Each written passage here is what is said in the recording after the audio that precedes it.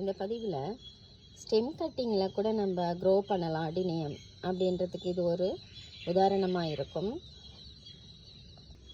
இதே போல் இந்த பாட்டிலில் வச்சு வளர்த்த ஒரு பிளான்ட்டை ரீபாட் பண்ணி அது நல்ல ஒரு கார்டெக்ஸ் கூட கொடுத்துருக்கு. அந்த பிளான்ட்டை பார்க்கலாம். இதில் தான் அதை நான் வந்து ஸ்டெம் கட்டிங் வச்சு கொண்டு வந்த செடி இது பாருங்கள், அழகாக கார்டெக்ஸ் ஃபார்ம் ஆகிருக்கு மேலே.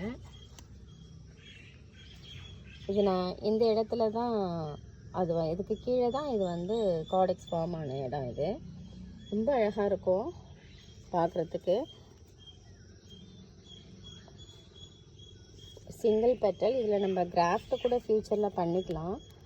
இது ஃபஸ்ட்டு பிளான்ட் அப்படிங்கிறதுனால நான் இதை வந்து நான் எதுவுமே செய்யாமல் அப்படியே விட்டுட்டேன். முன்னாடிலாம் நான் வைக்கும்போது அதிகமாக தண்ணி விட்டதுனால நிறைய ராட் ஆயிடுச்சு. இப்போ நான் அதிகமாக தண்ணிலாம் கொடுக்காம தேவையான போது மட்டும் தண்ணி கொடுத்தா போதும். நம்ம ரொம்ப ஸ்ட்ராங்கான ஸ்டெம் வச்சு தான் வளர்க்கணும்னு கிடையாது.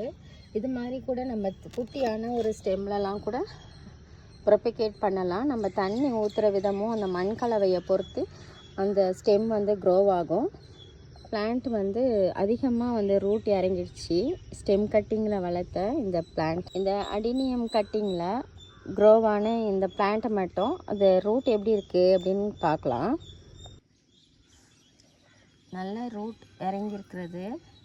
இதை நம்ம வேறு பாட்டில், இதை விட கொஞ்சம் பெரிய பாட்டில் வச்சோன்னா இது நிறையா அழகாக கார்டெக்ஸ் ஃபார்ம் ஆகும்.